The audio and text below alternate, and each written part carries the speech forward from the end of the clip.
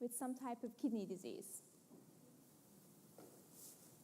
How many of you know someone that is going through dialysis and waiting for a kidney transplant?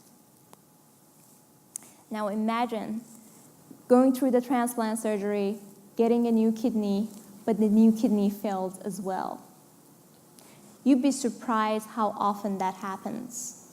40% of the patients that go through the transplant surgery end up getting their chronic kidney disease back. 40%.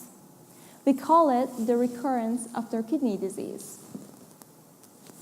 This is Lauren, a 10-year-old girl that went to the doctor with a simple sore throat.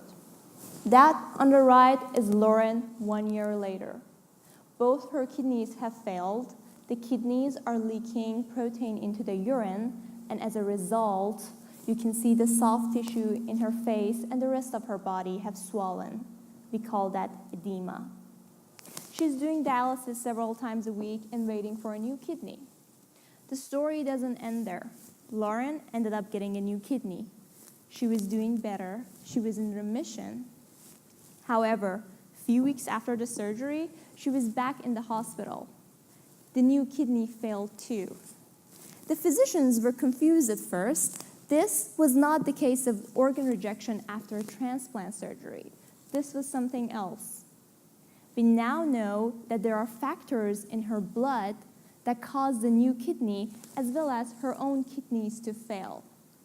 So what we do in the lab is we study the effect of these factors on the kidney structure and kidney function.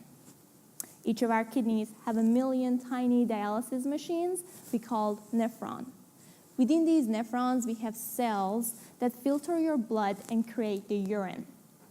On the surface of these cells, we have a very important protein. It's called TRPC6 channel. We have shown that the factors we talked about in the blood of Lauren and patients like her actually increases this channel protein within these cells. As a result, these cells die and you start to show the sign of kidney failure.